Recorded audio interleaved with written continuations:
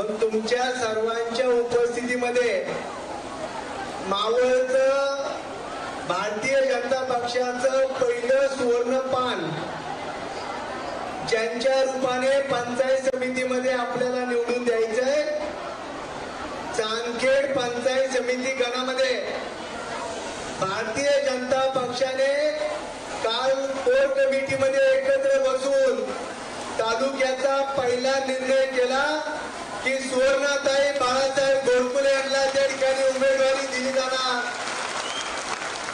सगळ्यांनी जोरदार दोन्ही हात वर करून टाळ्या वाजून अभिनंदन करा।